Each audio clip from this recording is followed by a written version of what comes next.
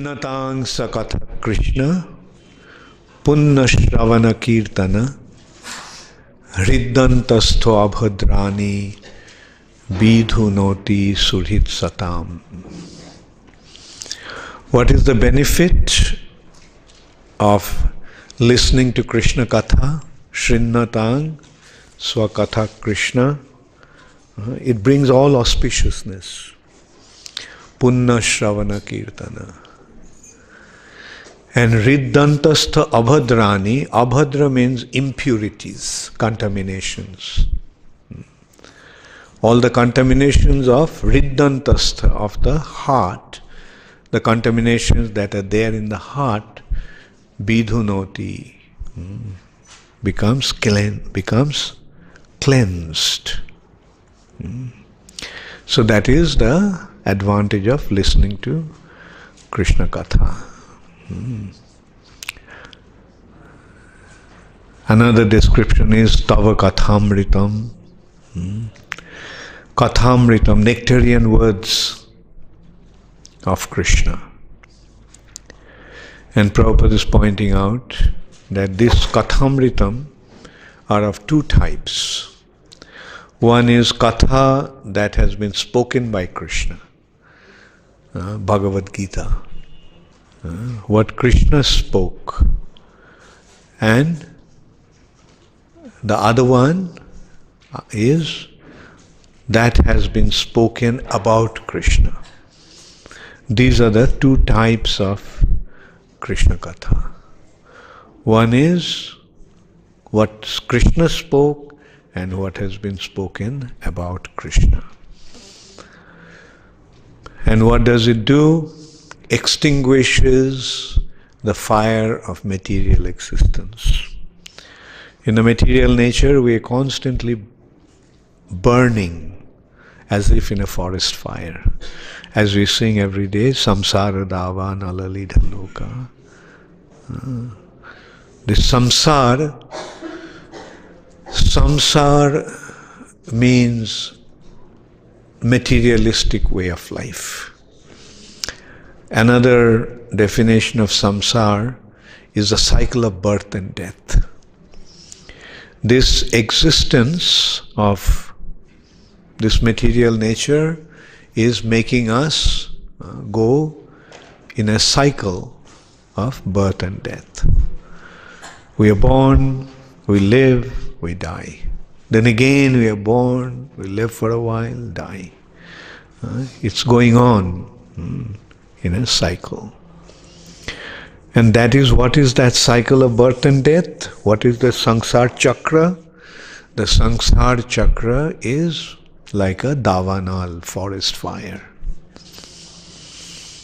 So we are burning in a forest fire. So that is tapta jivanam, burning. Tapta means hot. Burning hot. So we are constantly burning in this material nature. But Krishna Katha just extinguishes that forest fire of material existence. Immediately it is extinguished. And that song that we sing every day, Gurvashtakam, it makes it even more elaborate and more clear. How is that forest fire of material existence extinguished? Constant shower. Not of water, but of nectar. This Kathamritam is coming as a torrents of rain, of shower of nectar that extinguishes the suffering condition of this material existence. So that's why this arrangement that we hear about Krishna, speak about Krishna, and it benefits everyone. It benefits the speaker, it benefits the listener. And how does it benefit? Actually, if we go even deeper, then we will see what this absorption of Krishna consciousness does. Krishna consciousness. Our consciousness now, because of our conditioning, is trapped in this illusory energy of the Lord. And here we are trying to enjoy through sense gratification. Everyone tends to enjoy or try to enjoy in this material nature. That's the nature of this material nature. And it has also been explained why. Because the natural tendency of the superior to exploit the inferior. We, the jivatmas, the spirit souls, are superior in nature, and the material nature is inferior. Therefore, we have a natural tendency to enjoy or exploit this material nature. Everyone has that tendency. Exploit, the world of exploitation. That is what the material nature is. Prakriti sthani karshati. Is trying to cultivate this land, Prakriti, for the sake of sense gratification. We can't deny that we all had that tendency to enjoy, to try to enjoy. And not only we are trying to enjoy, we are actually mad. We are madly running after enjoyment. I mean, in a way we feel embarrassed when we think back how we are actually trying to enjoy. It's really embarrasses us that shamelessly we are trying to do so many things just for the sake of sense gratification. But then we come to Krishna consciousness and then we become aware of the reality. We are not actually meant for enjoyment here. We are not supposed to enjoy. We are supposed to provide for Krishna's enjoyment. And that is the real way to enjoy. You provide for Krishna's enjoyment, just like a king is throwing a party, and if people are providing for the party of the king, and then they attend party and enjoy with the king. So that's what Krishna consciousness is, the real way to enjoy. Like he has all the means to throw the most grand and gorgeous party. And we take part in that party and we enjoy. Nice food, nice atmosphere, nice association. And that's what Krishna consciousness is providing us. Everything is so wonderful.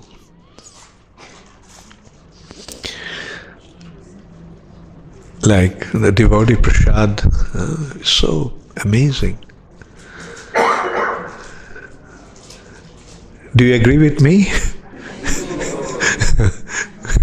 I mean, I notice that devotees cooking, and sometimes some non-devotees invite us, and I see that food is nothing compared to, although they are the richest people, have the best chef and things, vegetarian of course, but nothing compared to our devotees cooking. It's not the devotees cooking, it's the taste of Krishna prasad. The devotees cook with a certain spirit, certain consciousness, certain attitude. Then they offer to Krishna with all the love, and then it comes back to us. And what can be more relishable than food? The most wonderful aspect of enjoyment is actually food. And in Krishna consciousness, it is of the highest quality and in an endless abundance.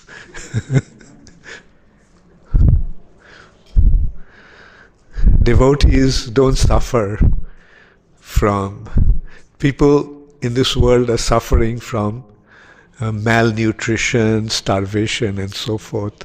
But in the world of devotees, there is no scarcity. There is abundance. Devotees don't suffer from malnutrition. Devotees suffer from overeating.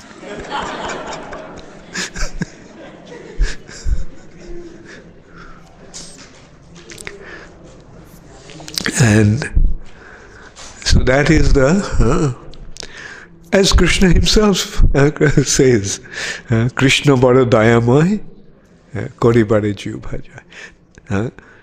This material body is a network of nervous system.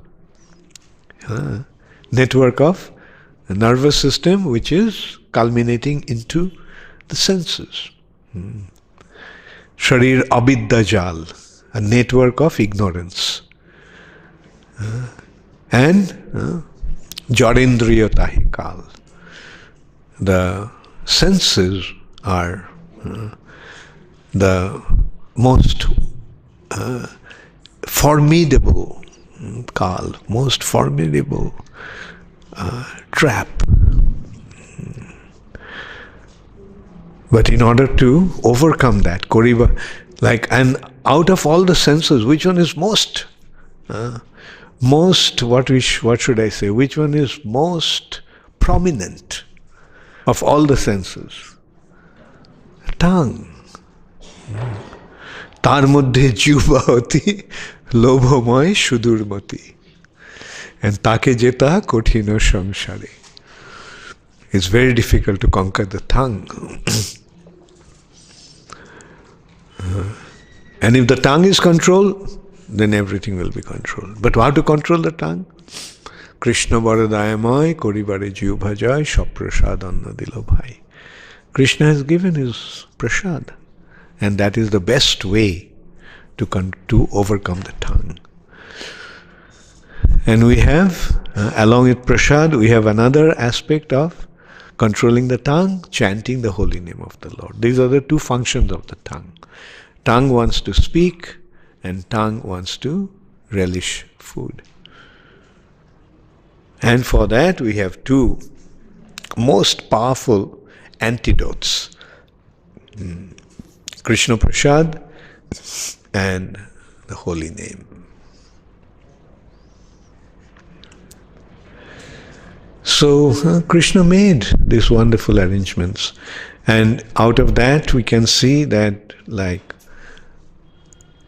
our main entanglement in this material nature is not the gross body, but the subtle body. Gross body at some point will lose its ability. Like the gross body wants to be active, the gross body wants to enjoy, but the gross body eventually becomes old and infirm. And then the body cannot really function properly. This gross body. Naturally, it loses its ability to enjoy. But the mind, the subtle body, continues. The gross body may be old and dilapidated, but the subtle body still wants to enjoy. In our mind, all these contemplations are crowding the mind. Attraction for material enjoyment. Therefore, the way to overcome that is by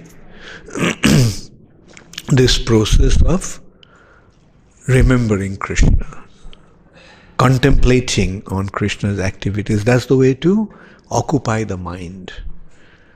When the mind is occupied with matter, then the mind will dwell in matter. But through this process of Krishna Katha, the mind is trained to dwell in Krishna. Man mana bhava. Therefore Krishna has given that instruction. Man mana bhava. With your mind you just think of me. And then what will happen? When we constantly think of Krishna with the mind, then Krishna gives us the spiritual intelligence, buddhi yoga. And in this way, by becoming engaged in serving Krishna, our subtle body becomes transformed. Subtle body doesn't die. The subtle body can only be transformed to spiritual identity. At the time of death, we leave the gross body. At the time of death, we leave the gross body, but the subtle body will remain. And the subtle body will carry us to the next destination. Are you all aware of it? This is a very important thing to understand. What will happen at the time of death? At the time of death, we will leave the gross body. But the subtle body will remain. The subtle body will carry the soul to the next destination. Next destination means according to the shape of the subtle body, we'll get a gross body. All our karmic reactions are there stored in the subtle body. All these karmic reactions not only are stored in the subtle body, they shape the subtle body. Just as sometimes we say that man is an angel, that man is like an angel. Why do we call somebody an angel? Because his activities are like that of an angel. And his activities like that of an angel gives his subtle body the shape of an angelic subtle body. And sometimes we say, oh, that man is a pig.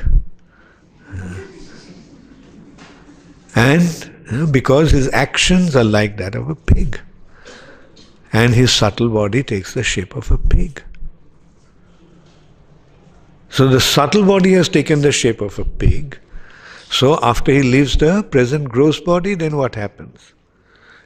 According to the shape of the subtle body, he is placed in the womb of a mother, an appropriate mother. The subtle body is placed in the person who lived the life of an angel. His subtle body has taken the shape of an angel and he is placed in an angelic womb. And one who has acted like a pig, he is placed in the womb of a pig. And then according to a subtle body, he gets a gross body. So this is how precise the actions of material nature is, Mother Nature. That is why it is so important to obsess our minds, constantly occupy our minds with the thoughts of Krishna, with our spiritual thoughts. And that way, it is very important to notice how the dreams are. What are the dreams? Did you ever consider what are the dreams? We have two bodies. How many of you know that we have two bodies? How many of you don't know? Okay. Many hands didn't go up, but they're lazy to lift it. When I ask how many don't know. How many of you want to know? Okay, I'm inspired. We have two bodies, two material bodies. One is a gross body made of 5 gross elements. What are the 5 gross elements? Earth, water, fire, air, ether. With these 5 elements, we have a gross body, this body. Your bodies. And there are 3 subtle elements: mind, intelligence, and false ego. And with these 3 elements, we have another body. We have another body made of mind, intelligence, and false ego. And when we are awake, then the gross body is active and the subtle body is active. Both these bodies are active. Isn't it? Don't you notice? Now, physically you're active and mentally you're active. In your mind you can think, with your intelligence you can decide, and so forth. And what to speak of your false ego? So, these subtle and gross, both the bodies are active when you are awake. When you fall asleep and dream, then your gross body is inactive. But when you are dreaming, your subtle body is active. And then there is a state of dreamless sleep.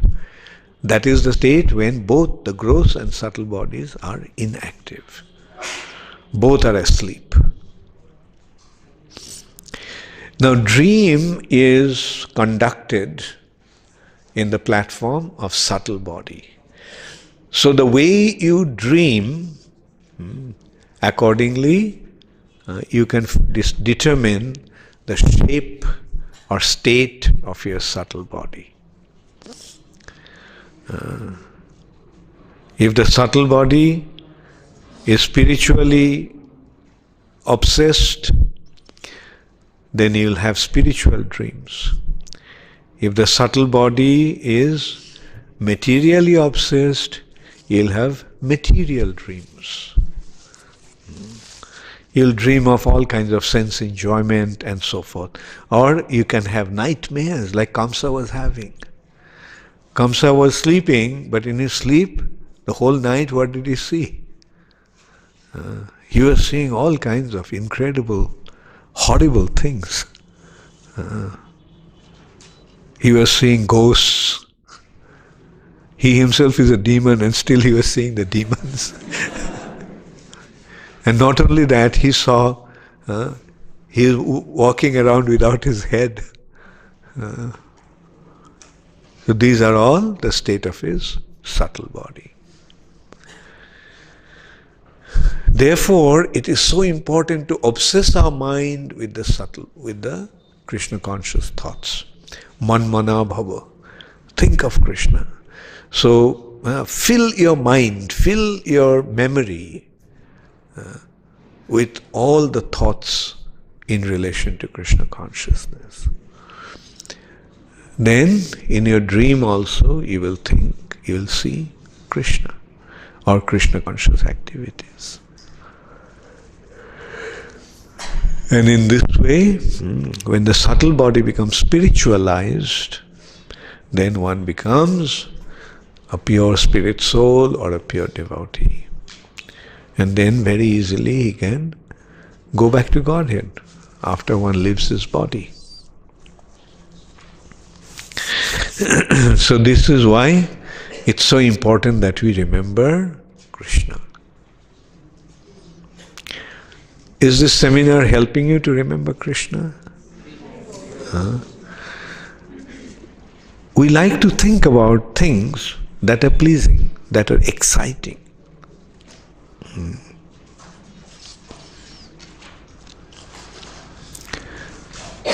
We like to see movies. Why? They're exciting. Now, Krishna's activities are more exciting than millions of so-called movies. People are so fascinated by different types of movies. But you think of it, or drama, like, what is, movies are actually depicting drama, theaters are depicting dramas. What are the important features of the drama? The drama has a hero. And hero is a good guy. And he is endowed with all good qualities. And then there's a drama has a villain. And the villain and the hero conflicts. Right? And more the conflict, better the drama. That is one of the characteristics of drama. A good drama means there must be conflict. If there is no conflict, then it's no drama, it's a documentary.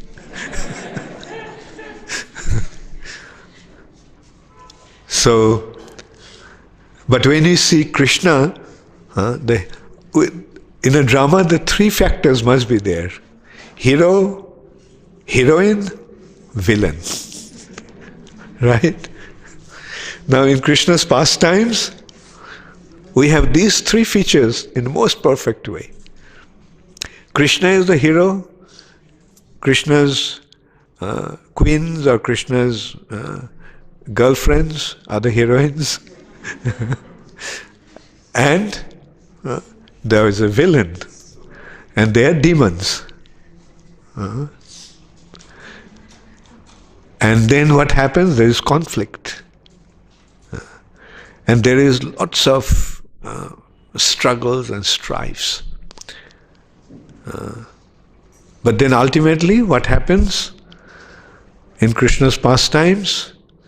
There may be a lot of strife in between, but at the end, Krishna wins. Or Ramchandra wins.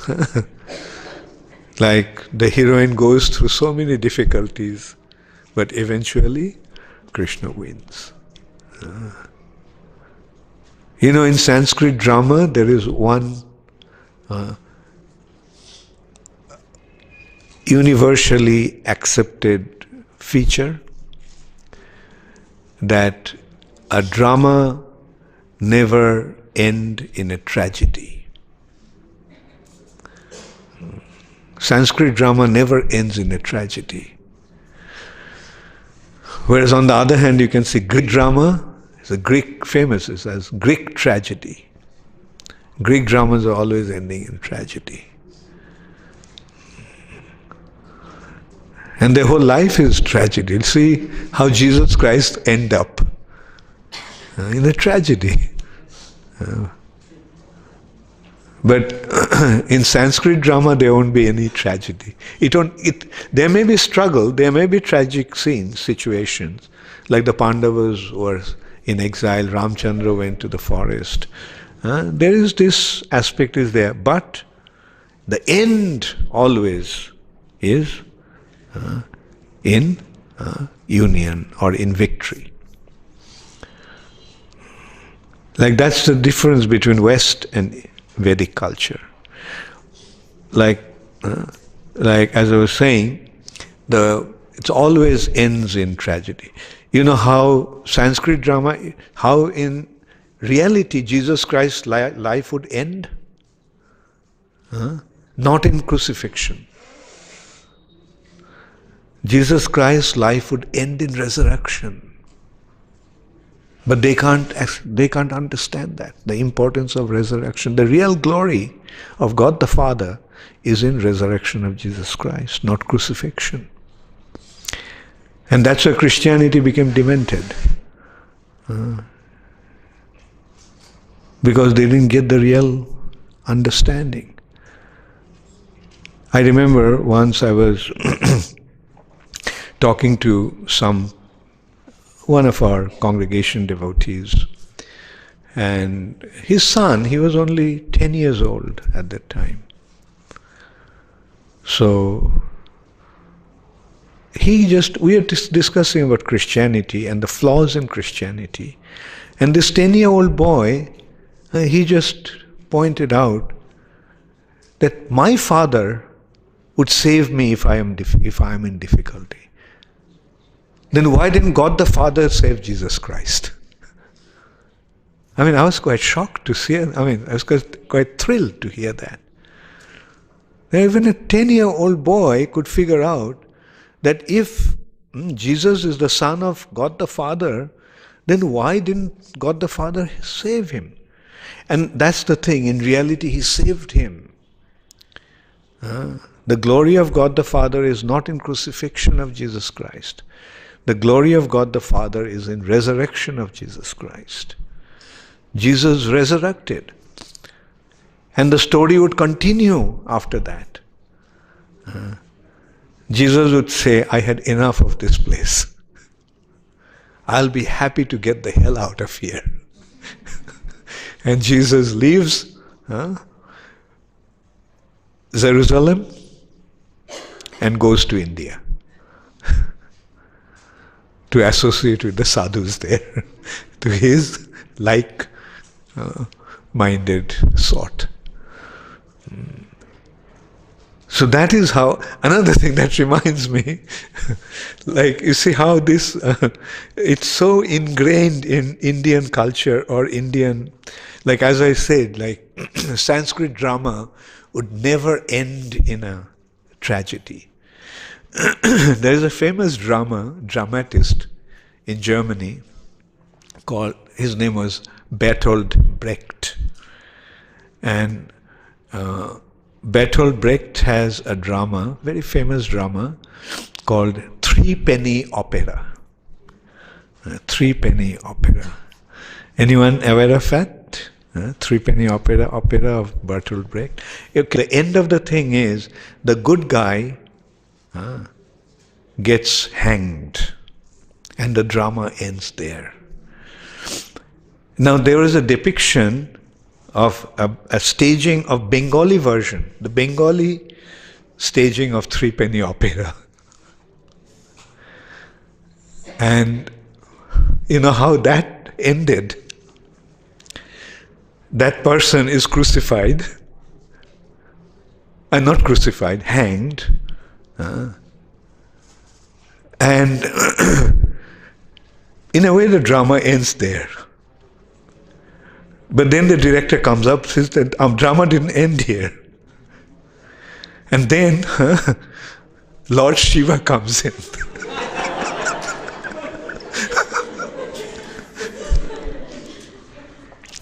And he looks at that person who had been hanged, and he blesses, come back to life.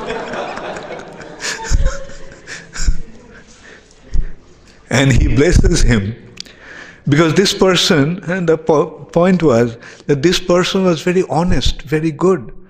And as a result, it ends up him being hanged. So Lord Shiva then blesses him that he'll become the biggest crook.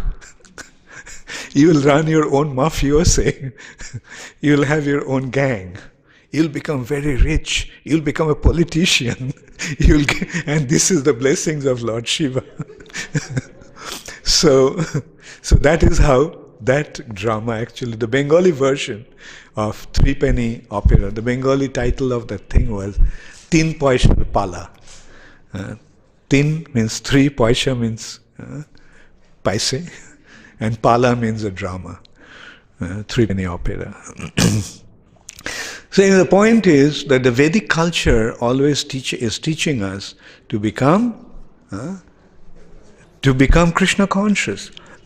And through Krishna conscious, everything ends in a most perfect way, in a most happy way. Like we can see, like all the pastimes of the Lord, he goes through so many difficulties, but at the end, he is victorious. Okay, so so let's go back to Krishna's pastimes. And Krishna went to Hastinapur to meet them, and that's the time he went and met the Pandavas. And there was a person, there was a person called Shatadhanya. And Satadhanya, King Satrajit actually promised to Satadhanya that he would offer Satyabhama in marriage to Satadhanya. But what did Satrajit do? He offered Satyabhama to Krishna. So Satadhanya became very upset. So when Krishna left for Hastinapur, he was not there in Dwaraka. Satadhanya approached Akrura and Kritavarma and said, look, this is what Satrajit has done. Like he promised that he would offer his daughter to me, and he totally disregarded that promise and offered his daughter to Krishna. I'm going to kill Satrajit and take revenge and free him from his sinful act. So Akrura said, look, you may try to kill Satrajit now, Satyabhama's father. You may kill him now, and thinking that now Krishna is not here. But eventually when Krishna comes back and he finds out, then he's going to kill you. So Satadhanya said, no, if you and Kritavarma are in my side, then I don't worry about that. Krishna won't be able to do anything to me. So in this way, although Akrura advised him not to do that, but Satadhanya went ahead.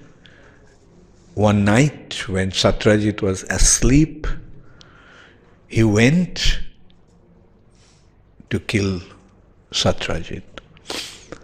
Satyabhama was there. Satyabhama came and tried to stop him, but she couldn't. He severed his head from his body and took the Samantaka jewel and left. And then Satyabhama, completely devastated, she just went to Hastinapur and told Krishna what happened. Krishna became furious and he immediately came. So when they heard that Krishna is coming, then Satadhanya ran away. He went to Mithila. And while going, he gave the Samantak jewel to Akrura to keep. And Kritavarma also ran away. And Akrura, he thought, now if Krishna comes and finds that the Samantaka jewel is with me, then he is going to come and kill me. So he also ran away. He went to Kashi. So when Krishna came back, he found out that Satadhanya killed his father-in-law, and so he gave him a chase. And Satadhanya's chariot, the horses, became so exhausted that they couldn't go anymore. So they collapsed.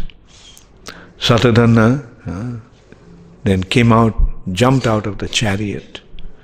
So when he jumped out of the chariot, Krishna also jumped out of the chariot, his chariot. and chased him, ran after him. They caught him and Krishna killed him, severed his head with his sword. So this is how Samantaka, but then Krishna couldn't find Samantaka jewel with him. But Satyabhama said, I saw him taking the jewel. It must be somewhere. So then Krishna started to wonder where the jewel is. Satyabhama also blamed Krishna that you probably took the jewel and gave it to Rukmini. There is some transcendental rivalry between Satyabhama and Rukmini. Anyway, Krishna was quiet. He didn't say anything. He became very grave. And now something happened. Krishna's minister told him that long time ago, in the province of... in the meantime, what actually happened, there was a terrible drought. There was no rain. And all the water bodies became dry. So Dwaraka was in a very difficult situation, difficult state. And Krishna started to wonder why there is such a drought. And then his old minister told him that once upon a time there was a drought in the province of Benares. And the king of Kashi, king of Benares, performed many sacrifices and performed great spiritual activities, but still there was no rain. But then his minister told him that in the Jadu family, in the Jadu dynasty, there is one very pious person. His name is Shafalka. And you can bring Shafalka, and due to his presence there may be rain. So Kashiraj brought Shafalka to Kashi. And then in no time it started to rain. And the whole place became filled with water. The all water bodies became filled, and the vegetation started to become lush again, and started to grow grains and fruits. And the whole place became very auspicious, very opulent. So the king became so indebted, he felt so indebted to Shafalka that he offered his daughter Gandhini. And so that is how Shafalka got married to Gandhini, and Shafalka and Gandhini's son was Akrura. So the minister then pointed out that recently there was a drought in Kashi also. But then I just got to know that again it started to rain there in a very timely manner. So I suspect that Akrura has gone to Kashi, Benares, out of your fear. So then Krishna sent a message. He said, immediately send a message to wherever Akrura is, that he should come back and there is nothing to worry about. So then, upon receiving that news or assurance, Akrura came back from Kashi. So that is how, and he gave the Shamantaka jewel to Krishna. Then Krishna gave that Shamantaka jewel to Satyabhama, telling her, don't become unnecessarily envious. What's the problem with you? And I know women have that nature, but try to be properly thoughtful and composed.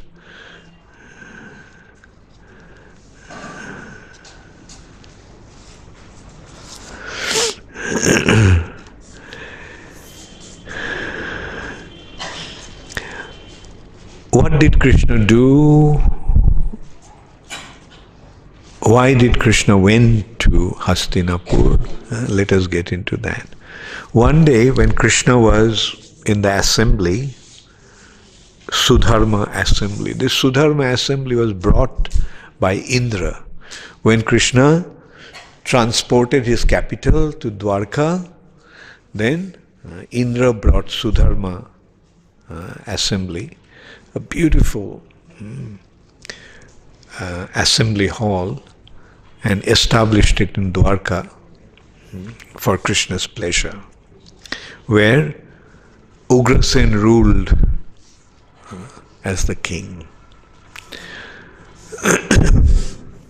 So, one day Krishna was in the assembly, then all of a sudden one messenger came, and he declared that he is coming on behalf of 20,800 kings that have been imprisoned by Jarasandha. And he read out their appeal to Krishna that you have come to annihilate the demons, and this demon has kept us in prison, and he is waiting for a few more kings to catch, and then he would offer us in sacrifice to Kala Bhairav, one form of Lord Mahadev. And there is no one in this world who can actually defeat Jarasandha and rescue us. But please rescue us and save us from this miserable condition, because you are the only one who can do that. So Krishna heard about that, and he seriously started to consider that this Jarasandha is really a problem, and he's thinking of offering these kings in sacrifice, Naravali, like people, those who offer a human sacrifice, they just offer one or two, but he is actually going to offer. Already he has 20,800 kings in his prison, and he is going to sacrifice with few more to reach the actual number. So at that time, Narad Muni came, and Narad Muni brought a message to Krishna that Yudhishthira Maharaj is planning to conduct a Rajaswiya Yajna, Rajaswiya sacrifice, and he wanted Krishna's help in that. So at that time, Krishna called Uddhav and told Uddhav, from one side the kings are actually requesting me to rescue them, and Yudhishthira Maharaj is asking me to go there to help him in his Rajaswiya Yajna, so tell me what I should do. Then Uddhav said, you can actually catch two birds with one net. You can, meaning you can serve two purposes with one act. The general English expression is to kill two birds with one stone. So since we are non-violent and we don't want to kill birds, we don't like to use that expression. And so Krishna, the Uddhav told Krishna that the way what to do is, Yudhishthira Maharaj wants to perform Rajasuya Yajna. In order to perform Rajasuya Yajna, he has to bring all the kings of this world under his control. He has to subdue all the kings. But Jarasandha, he is not going to agree. And Jarasandha is extremely powerful. So Jarasandha will be the biggest impediment in Yudhishthira Maharaj's performing the Rajasuya Yajna. So the best thing to do is kill Jarasandha for the sake of Yudhishthira Maharaj successfully performing the Rajasuya Yajna. Krishna liked the idea, and he went to Hastinapur. Indraprastha, Pandava's capital, and so Yudhishthira Maharaj told him what he wanted to do, and Krishna gave his approval. But at the same time, he also told that, look, we have to kill Jarasandha. So Yudhishthira Maharaj asked how to do that, how to kill Jarasandha. He is extremely powerful. And Krishna said, in a direct battle, you won't be able to defeat Jarasandha. The only way you can defeat Jarasandha is in a one-to-one fight. And Bhima is the one who can equal him in that fight. So now Yudhishthira Maharaj asked how to convince him to get into one-to-one fight. Then Krishna said, yes, we have to make a plan about that. Jarasandha is very generous. Now this is also another paradoxical aspect. In a way, he is a demon, but he is so virtuous, so pious. He gives in charity to a Brahman whatever he wants. Whatever a Brahman would want, Jarasandha would give him. And so Krishna said, so let us go to Jarasandha as Brahmanas, disguised as Brahmanas, and ask Jarasandha for something in charity. So Jarasandha will agree to give us whatever we wanted. And at that time, we will ask him to give Bhima a fight. So this is how we are going to get Jarasandha to come to a one-to-one battle. So due to Krishna's advice, Bhima, Arjuna and Krishna, three of them, in disguise as Brahmanas, approached Jarasandha.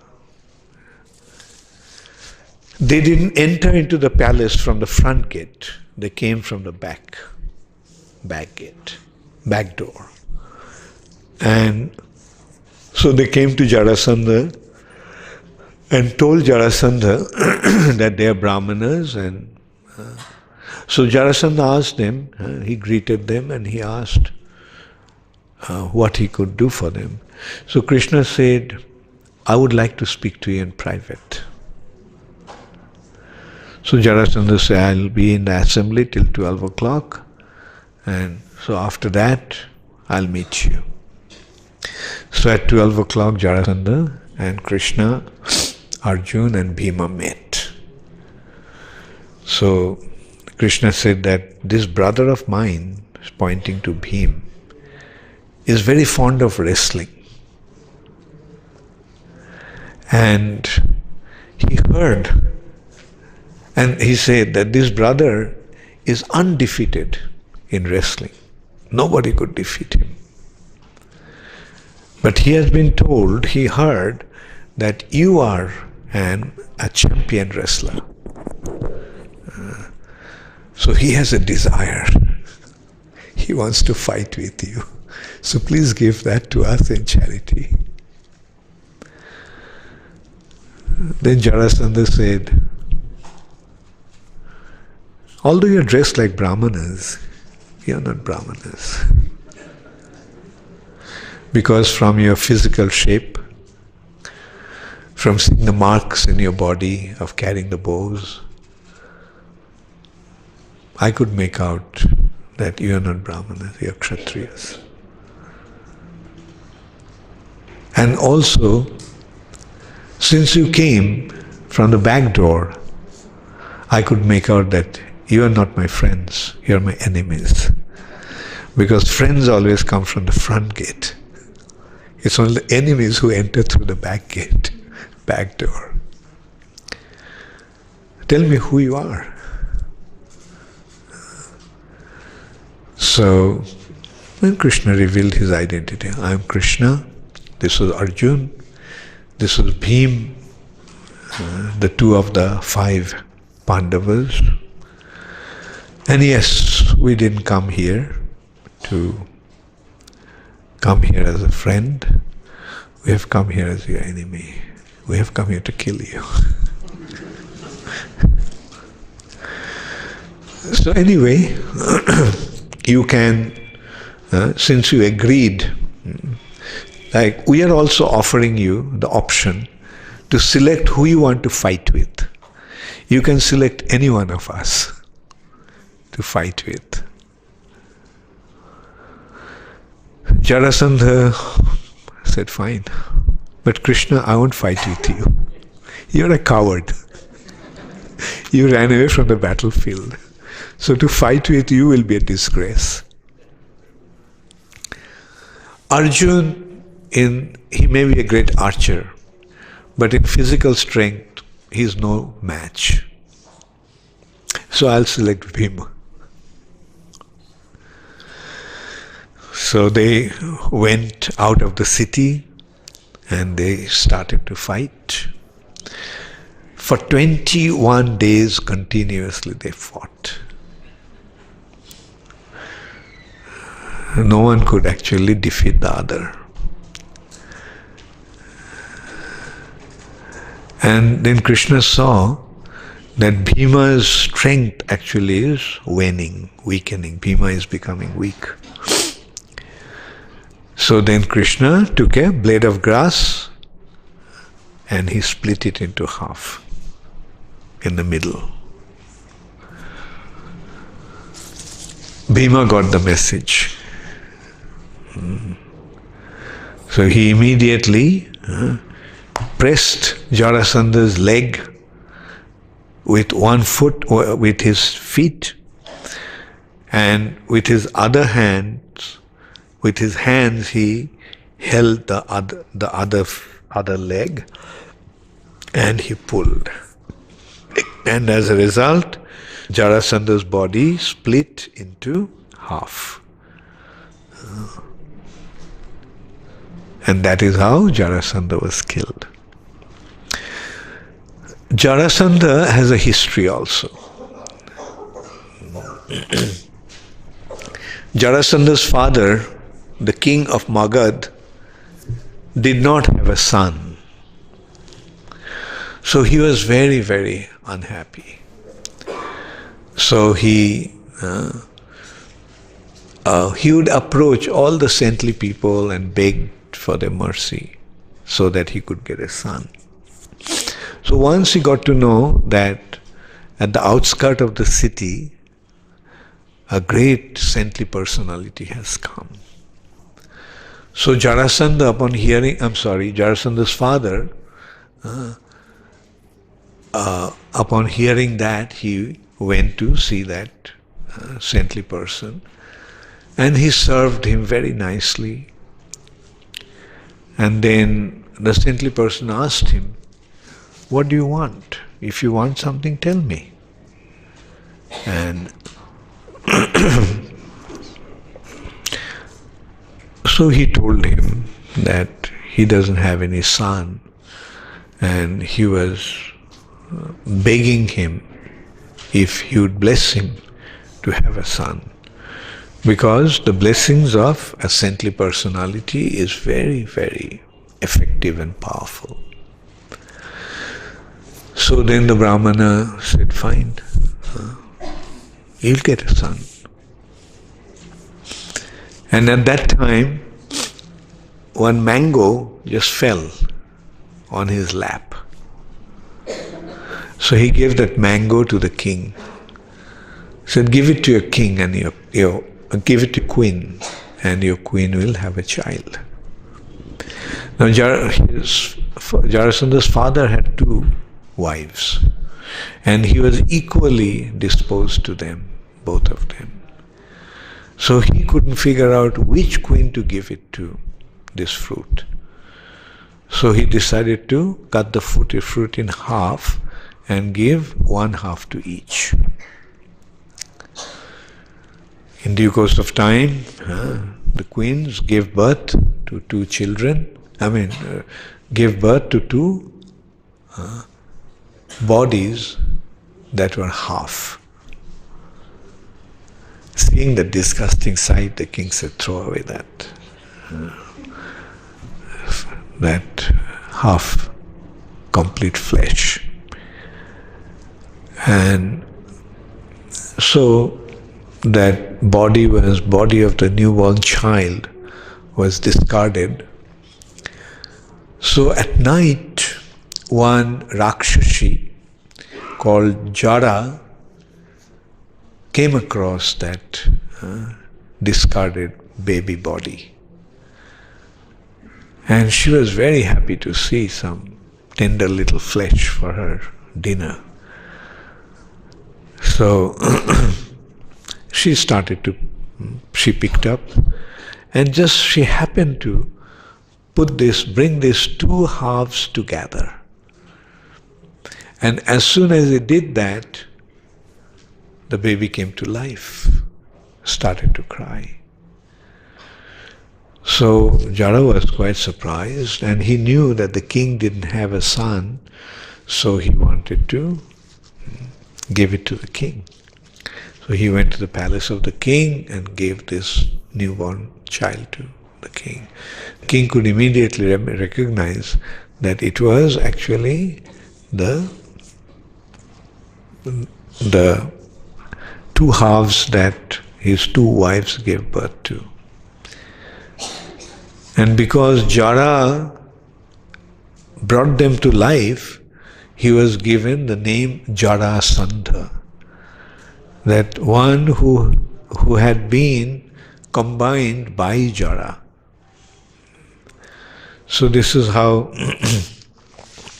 Jarasandha was born.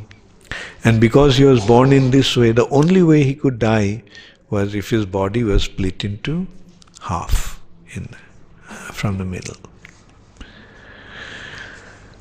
So that's why Krishna told Bhim to kill him in that way, because that's the only way he could be killed. And so Krishna just killed Jarasandha. And after killing Jarasandha, Krishna rescued all those kings, 20,800 kings in captivity. So Krishna released them.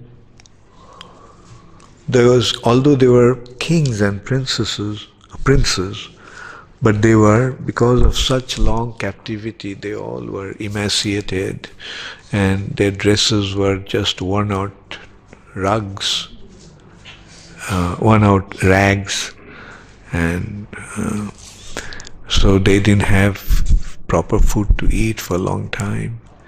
So Krishna then got them to bathe and get dressed properly, eat food, and then he sent them back to their respective kingdoms as the kings. So that is how Jarasandha was killed, and it was possible for Yudhishthir Maharaj to perform the yajna.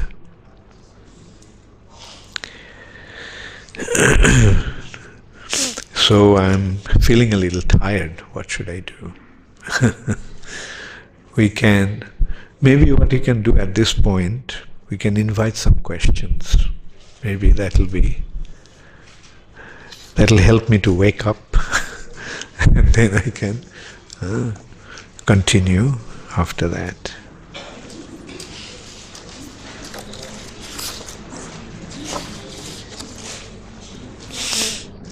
Any question? Yes.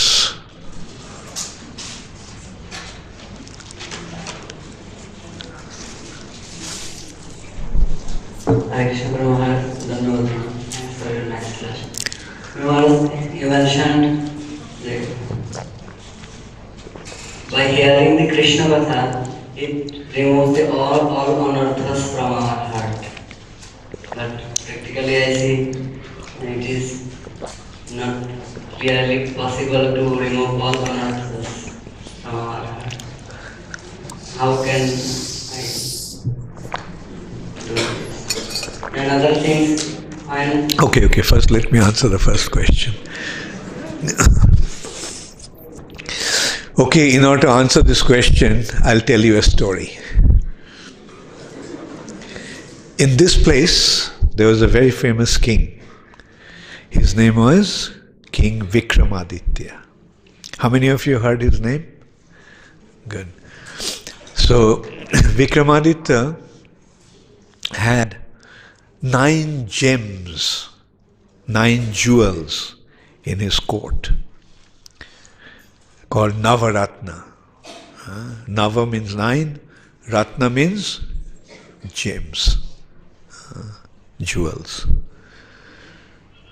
So one day, one goldsmith came to king's palace, king's court, and he produced 3 gold figures and said that the king, can you please determine the price of these 3 figures? The king saw the weight-wise is the same amount of gold. It looks the same, perfect. Everything is absolutely ditto. The king asked the ministers, can you please check also? And they also said they look exactly the same weight, so the price should be the same. So then the king still had some doubt. If it's all the same, and then why this man would come to me and ask? So the king asked Kalidas. So Kalidas, can you determine the price, the difference of these 3 models, and accordingly evaluate them? And Kalidas says, okay. So he took a copper wire and he passed the wire through one ear of that figurine, and it came out through the other one. So he said, this one, just about 1,000 rupees. Then he passed the other one, the wire through the other ear, and this one went through one ear, but got it didn't go through. So this one costs about 10,000. And the third one, the wire went from the ear to the heart. And said, this one is priceless. No amount of money can determine the price. So the king asked, why is that? He said, the first one is a person who hears from one ear and it goes out from the other. So he doesn't have any value. The other one who hears and keeps it within him, he is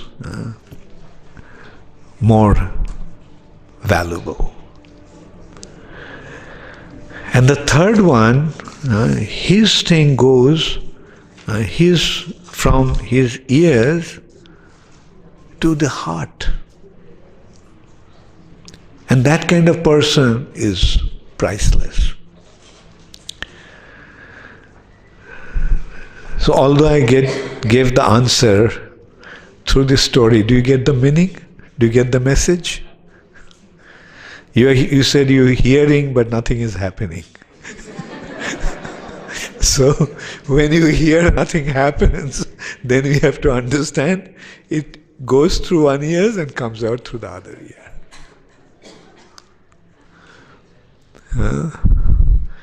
But those who hears it and keeps it there, he will get some effect. But the one who takes whatever he hears to his heart, he will get the maximum benefit. So now you decide in which category you fall. Okay? What can I do so that it remains in my heart? It remains in your heart. Then you are priceless. How can I act so that it remains in my heart? When it goes to your heart will tell you how to act.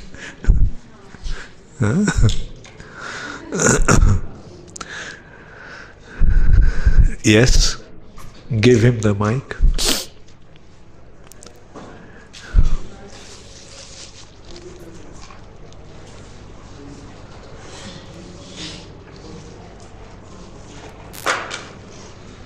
You told that Radharani and Gopi, sometimes they have rivalry, sometimes they are transcendentally envious.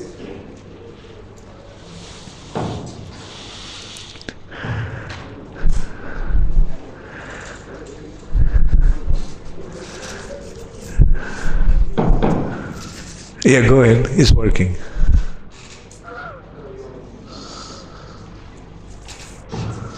You told that sometimes Radharani and Gopi, they are transcendentally envious. And they have transcendental anger. And they have transcendental. So what is exactly, how you distinguish that is transcendental and in our spiritual life it is, if you are envious of devotees, if you are angry upon devotees, it is transcendental.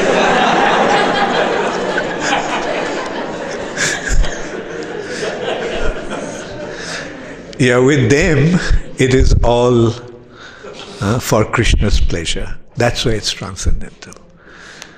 Through this, that conflict among themselves is actually to kind of display who loves Krishna more. So it's kind of because it's all for Krishna's pleasure, that's why it's transcendental. Now when you become envious, you have to consider whether it's for Krishna's pleasure or for your pleasure. If it is for your pleasure, then it's mundane. If it's for Krishna's pleasure, then it's transcendental. Okay?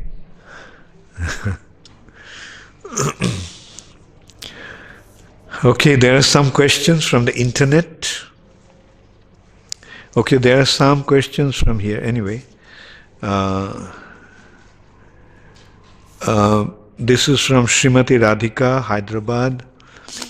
Dear Guru Maharaj, please accept my humble obeisances at your divine, merciful lotus feet. All glories to your holiness, Guru Maharaj. Question, is reading equal to hearing? How to balance the two in a busy schedule? Yeah, reading also is hearing, but it depends how intensely that is done. Like just as, hearing also can, as I mentioned, can enter through one ear and come out from the other. Similarly, the reading also can be just casual reading, not really getting into it, focusing into it. So that reading is not proper hearing. But when you are completely absorbed in that reading, then you are actually hearing the author. So reading in that way is hearing. Next question is from Arti. Hare Krishna Guru Maharaj, please accept my humble obeisances at your lotus feet. All glories to Srila Prabhupada. Dear Maharaj, question 1.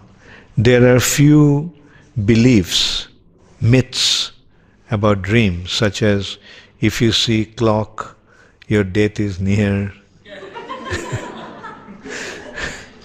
If you see your close friend or relative dying, they will live longer. What do these kind of dreams signify? Can you please share your thoughts on this matter?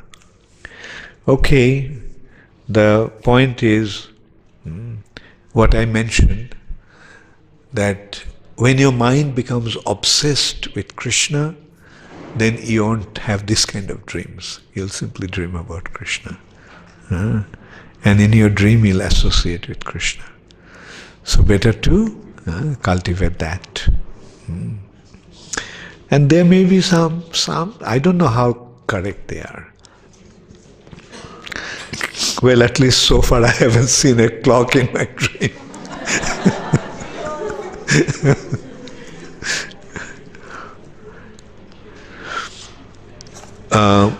Next question. When Krishna was there in Dwaraka, why would the nature function properly and cause drought? Function improperly rather and cause drought. Could Krishna himself not solve the problem? As I said, like the Lord performs his pastimes in this way, just to, make some points and like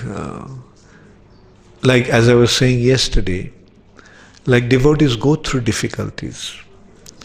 But those difficulties are actually to enhance their dependence upon Krishna. And by just performing one act, often Krishna performs serves many purposes. Like one hand, this kind of drought or this kind of difficulties can increase their dependence upon Krishna. Here also, this kind of difficulty enabled also to see the wonderful pious nature of Akrura, things like that, like unless it was painted in that way, unless it was not enacted in that way, then these couldn't have happened, right? Unless Arjuna and Pandavas were not put through that difficulty, if Duryodhana treated them nicely, Battle of Kurukshetra wouldn't have taken place. So that is how Krishna always makes these arrangements, apparently difficult situations, to ultimately make some appropriate demonstration of his mercy.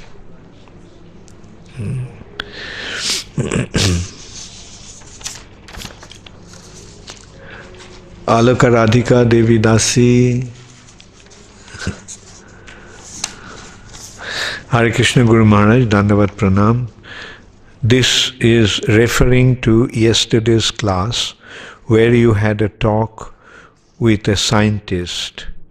You had asked him if it was possible to manufacture a molecule of methane gas or sugar in a laboratory. What did the scientist have to say in response to that? He didn't have to say, he couldn't say anything. He had to admit. And my point was established. I mean, what I was telling him, I don't know up to what extent he would accept it, but at least he did not protest. And I think he actually told me one thing. He did tell me one thing.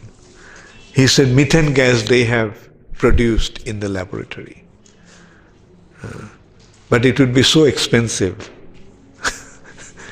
What's the use? But I also don't know whether they have, so far I haven't heard any claim that they have created methane gas in the laboratory. They can create methane gas, how they can create. They can break a more complex structure and come to methane as a byproduct, but not combining carbon with hydrogen and make methane. Right? And that is the point that I was trying to make, like, you're claiming that you'll create life. Not only life, you'll create human beings. Right? And the point is, you can't even create a grain of rice.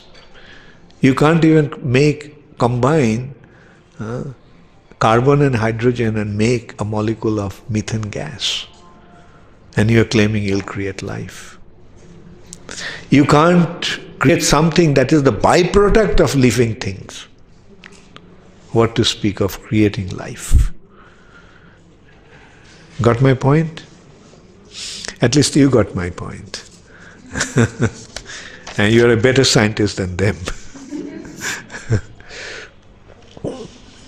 Hare Krishna Maharaj, this is from by Shravaniya Devidasi. Jajati had cursed that no Jadu can become king. Was Lord Krishna coronated as king of Dwaraka, and why not Balaram as he was elder? No, neither Krishna nor Balaram became coronated. Right? They were the prince. They were not the kings. Right? Ugrasen was the king of Dwaraka. Kirti Kumari, as usual, a long question. Hare Krishna Guru Maharaj, etc. If I understood correctly, the subtle body is traveling with the soul. The subtle body has to become transformed, in simple words, into a Krishna conscious subtle body. So when that has happened fully, does that mean that the covering of the soul is removed? And if so, and one is still inside his gross body, what then is the effect of this on the gross body? Does this also transform? Very nice question, as usual, of Kirti Radhika, Kirti Kumari. So, very nice question.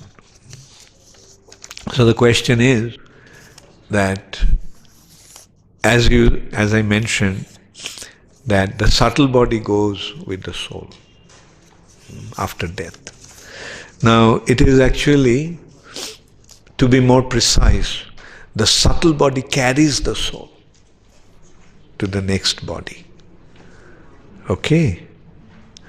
And as you said, that when the subtle body is, you mentioned here, that transformed into Krishna conscious subtle body. You know what is Krishna conscious subtle body? Krishna conscious subtle body means no subtle body.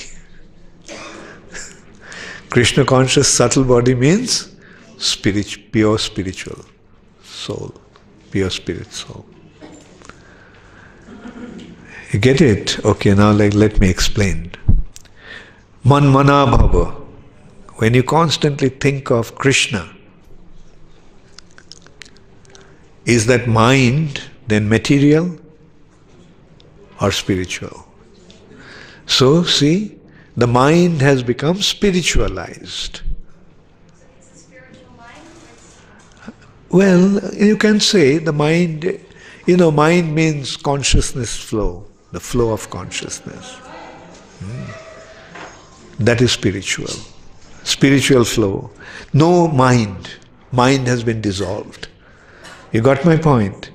By constant thinking of Krishna, mind is now not there anymore. Material mind is not there anymore.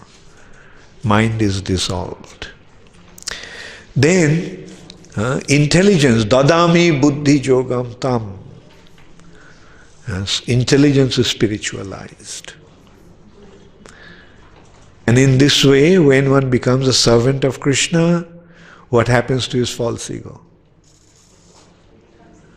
Jiver sarup hai, Krishna nitya das. So where is the mind, intelligence and false ego? They're gone. And what is there? Pure spirit soul. Right? And as you asked, what happens to that subtle body after one dies? It is actually the pure spirit soul in an apparently gross material body. The gross body remains the same, but inside there is this pure spirit soul. And that state is called Swarup Siddhi. Swarup Siddhi. The perfection of one's spiritual identity. Swarup Siddhi. It is also called the state of Jivan Mukta state. Jivan Mukta. Although he is alive, but although he is here, he is liberated. And then when time comes for him to leave the gross body, then the pure spirit soul goes back to the spiritual sky. So this is how the spiritual perfection is achieved by practicing Krishna consciousness. And the root of it is manmana bhava. Think of me with your mind. Okay. Then there's another question. Soul is part and parcel of Krishna, meant to serve the whole Krishna. Yet, when the soul comes across Krishna's inferior material energy, it immediately wants to control her. How can the tendency to control and the inherent quality of the soul to serve Krishna coexist? Good question again. Soul is part and parcel of Krishna, meant to serve the whole Krishna.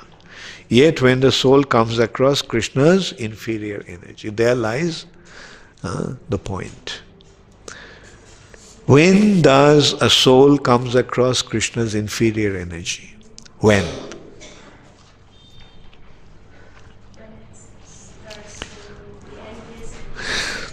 Well, yes, or as it has been described by Jagadananda Pandit, one of Chaitanya Mahaprabhu's associates, in a book called Prema Vivarta. He is saying, Krishna bohirmukh hoiya bhogavancha kore nikatastha maya tare japotiya dhare. Krishna bohirmukh. Mukh means face. Bohirmukh means away from Krishna. When one turns his face away from Krishna, then what is next to Krishna? Krishna's external energy. When you turn your face away from Krishna, what are you going to see? Krishna's external energy. That is Maya.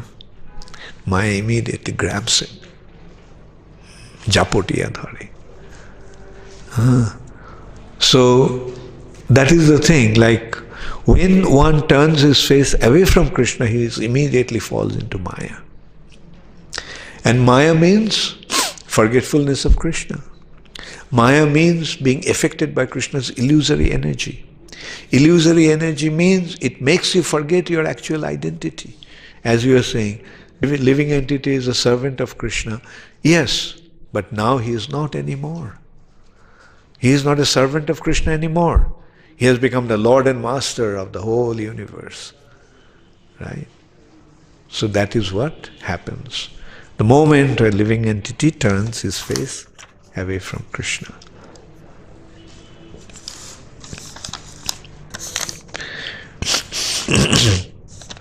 Bhaktadas. Hare Krishna Guru Maharaj, please accept my humble obeisances. Thank you very much for such a wonderful class. My question is that, as you said, by absorbing our mind in Krishna Katha, our subtle body is spiritualized. So, do the subtle body ends at the time of death, or it is spiritualized when someone goes back to Godhead, your servant? Just the answer that I gave, did you get the answer to your question? So that is the answer. Subtle body, through the practice of Krishna consciousness, subtle body dissolves. Subtle body never dies. Subtle body is transformed. Right?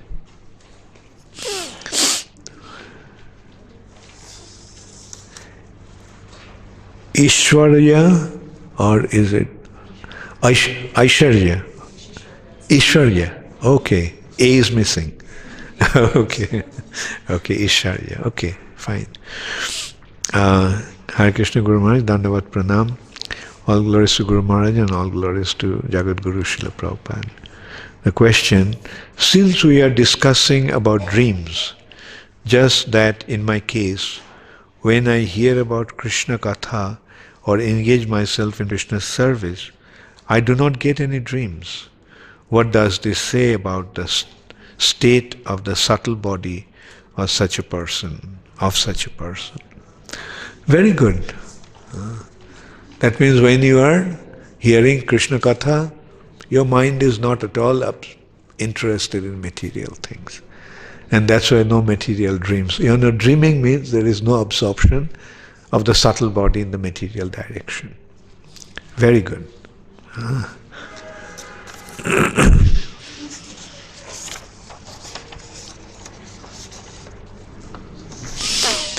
This one is Shamal Kishore Das from California.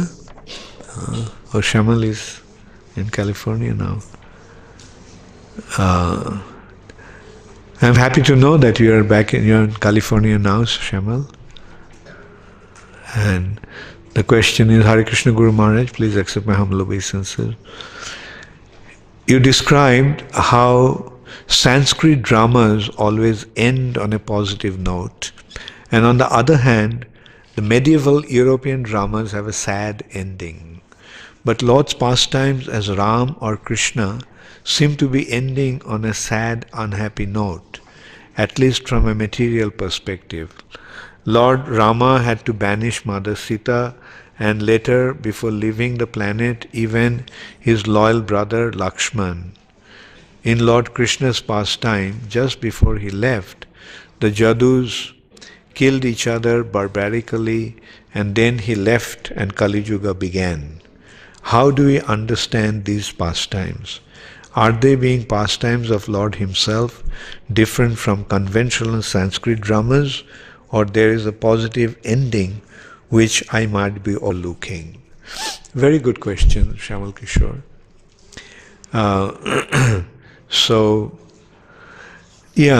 You see, the Lord's pastimes are the Lord's pastimes. Like, he comes here and then he leaves.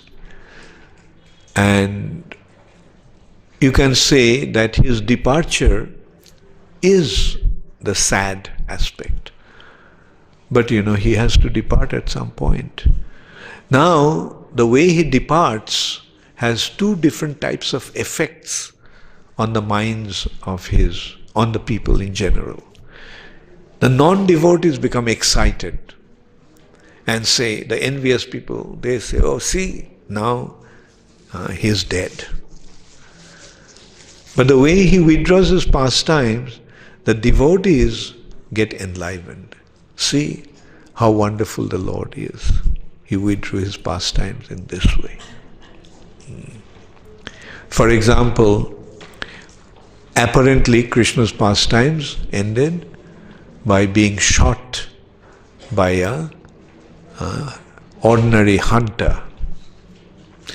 Now Krishna in the battlefield was struck by the bows and by the arrows of valiant warriors like Bhishma, Karna, Drona. Not one, hundreds of arrows struck Krishna, but nothing happened to Krishna. Now that Krishna left his body when a hunter hit his foot. Did you hear anybody dying because there was a pinprick in his foot? So this hunter's arrow was like a pinprick to Krishna, but Krishna withdrew his pastimes in that way. Now how the devotees will see? See, the Lord left in such a way. But the non-devotees will see, Krishna got killed by a hunter. That's one aspect, but it's not that the only aspect, The demigods and other denizens of upper planetary systems, how did they see Krishna leaving the planet? Krishna is going back to the spiritual sky. So, there is no question of Krishna dying. We have to understand who Krishna is. But generally in a drama, the point I was making, in a Sanskrit drama, they would not show it as an end like that. Like they may depict Sita's banishment, but that they won't end it there. They won't end in the banishment. They will end at Sita's return with love and kush. That's the point.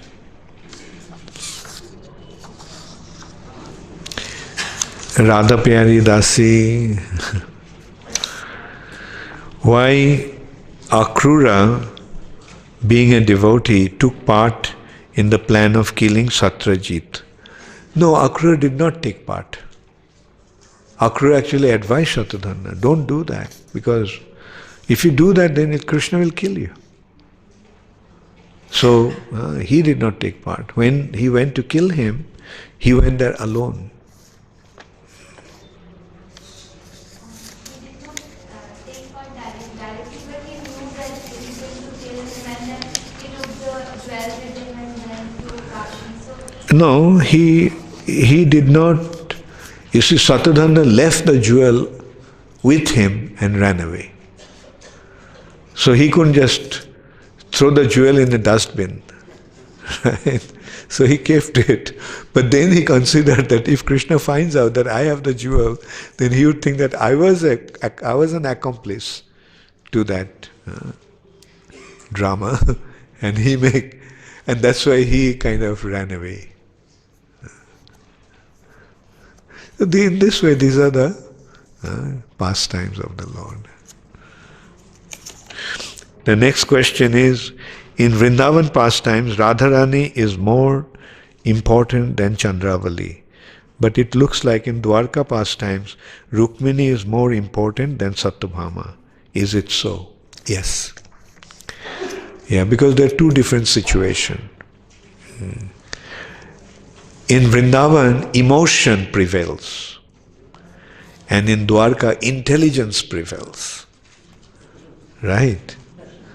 So that's why emotion, say in Vrindavan, emotion is prevalent and intelligence is in the background.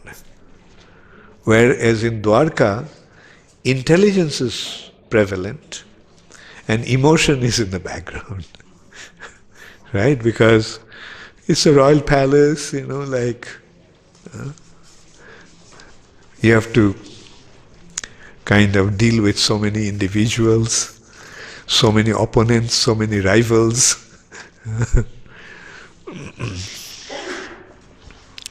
Nimai Sundar? Okay. Hare Krishna, Dandavat Pranam Guru Maharaj. All glories to His Divine Grace Srila Prabhupada. Krishna Katha is all auspicious and chances and cleanses the heart completely, and as a result purifies the heart. But a person who is not humble and also slave of his senses, for him it is just like feeding milk to a snake, and by doing it he becomes more and more envious and degraded. So, what else is more required along with Krishna Katha? Good question.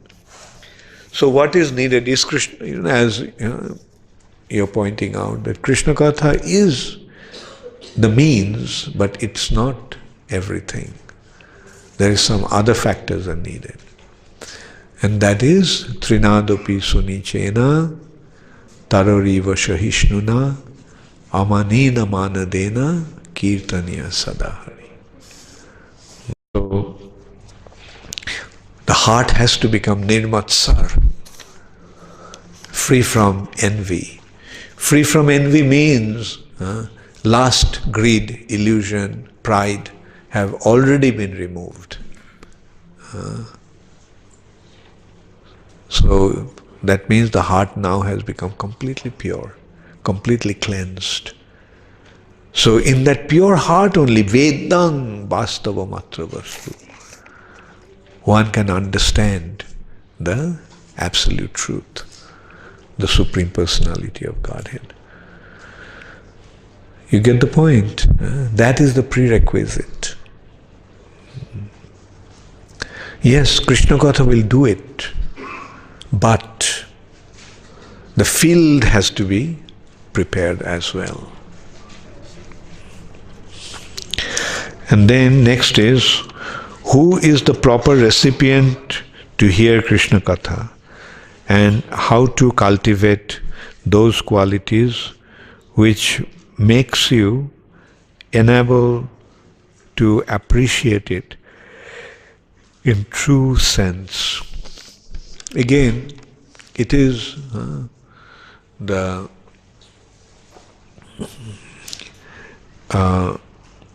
proper recipient is one who has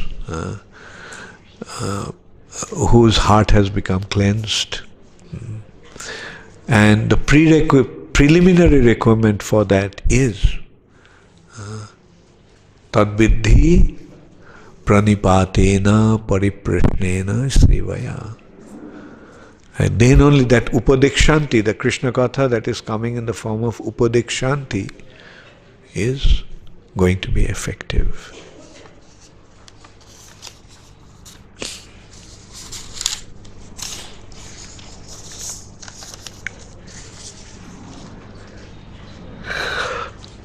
Jagat Jivan,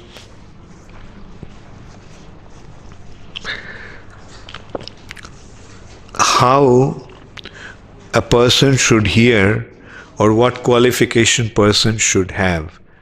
So hearing goes into heart. I just answered the question, you got it.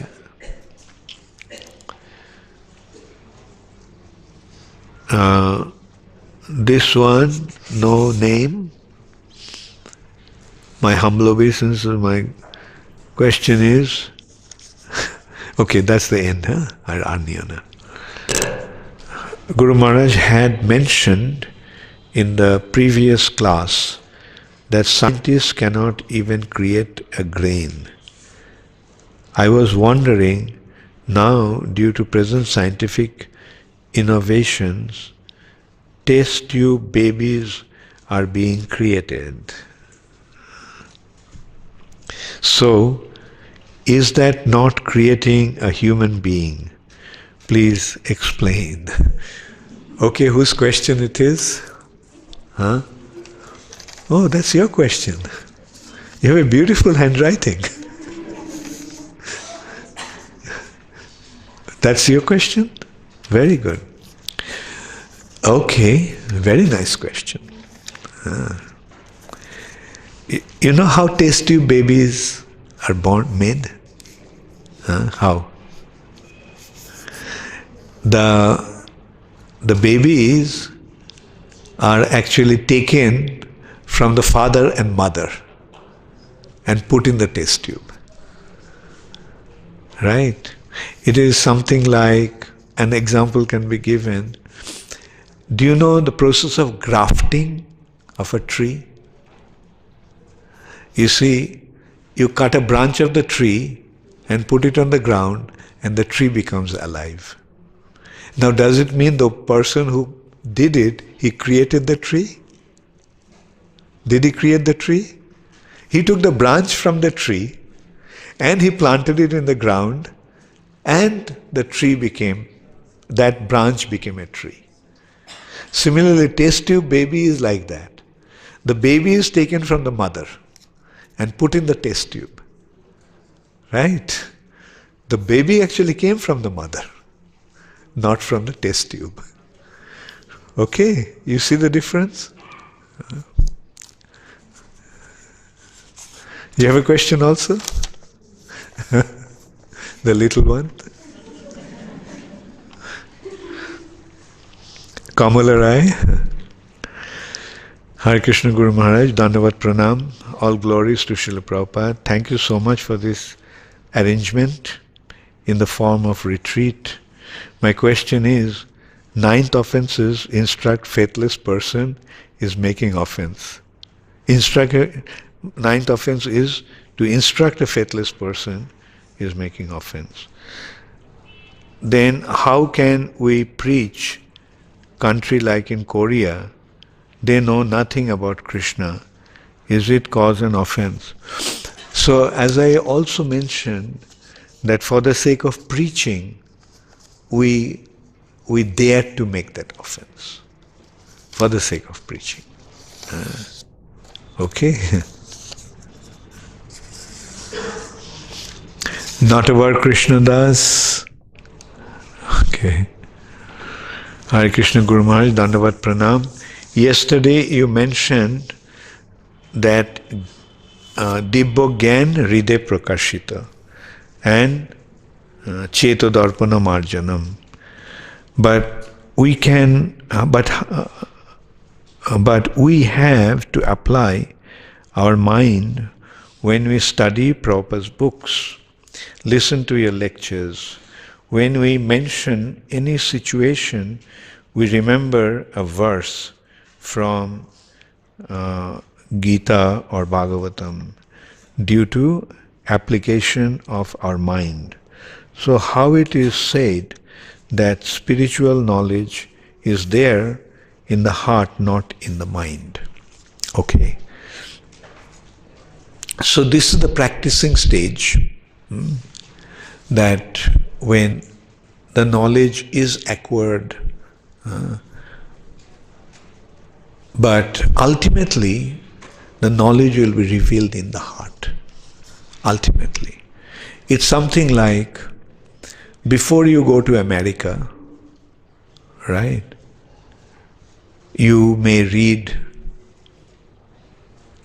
in your geography about America. You may see America in the globe or in your atlas. You may hear about America, you may see TVs about American movies.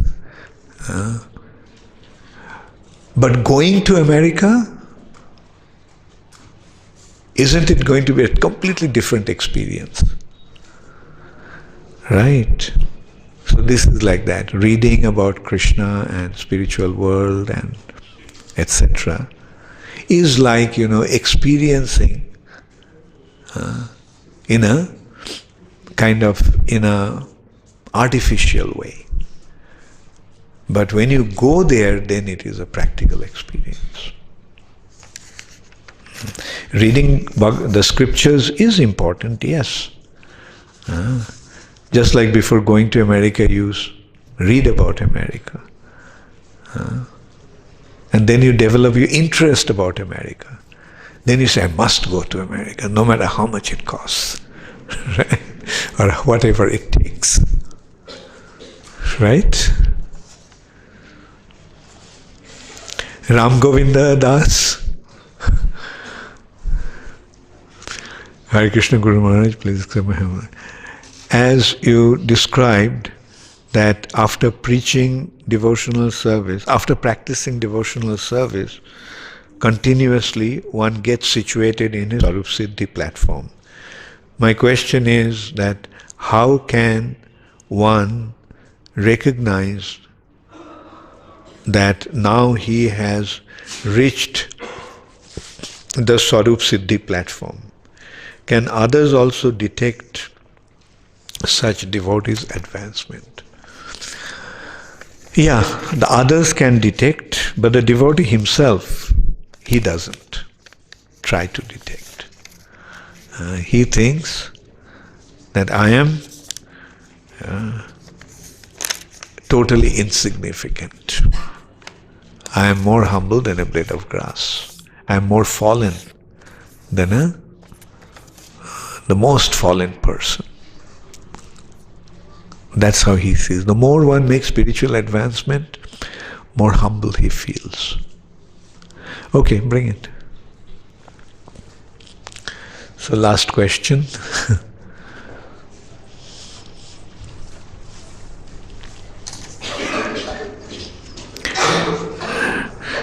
This is from Vrindavan Leela Dasi from Los Angeles. It's midnight there. Thank you, Vrindavan Leela, for staying up so late. My obeisances to you, Maharaj. Question: I heard a devotee say that if we worship the deities of Rukmini Dwarkadhish, we'd go to Dwaraka after leaving the body and not Golok Vrindavan. Is that true? Thank you, Maharaj, your servant, Vrindavan Leela. No, it's not true, Vrindavan Leela. Actually, Prabhupada pointed out that the worshipping of Radha Krishna in the temple is in Vaikuntha mood. So it's a worship of Lakshmi Narayan. So Rukmini Dwarkadhish worship is done in the mood of Vaikuntha, mood of opulence and grandeur, recognizing him as the Supreme Personality of Godhead. But when the way we are practicing our devotional service is to develop our love for Krishna, Radha Krishna. And when you develop that loving relationship with Radha Krishna, then you will see Rukmini Dwarkadhish as Radha Krishna, not as Rukmini Dwarkadhish. And that way you will be transported to Vrindavan. Just as when you are worshipping the deities in the temple, Radha Krishna, then you are actually worshipping them as Lakshmi Narayan. So just as Lakshmi Narayan, due to your pure devotion, due to your spontaneous love for Krishna, is transformed into Radha Krishna, you will be elevated to, you will be transported to Golok Vrindavan. So those who say things like that, they do not have proper understanding. They have half-baked understanding. Thank you all very much. All glory is to Srila Prabhupada. Gaur Premanande Hari Hari.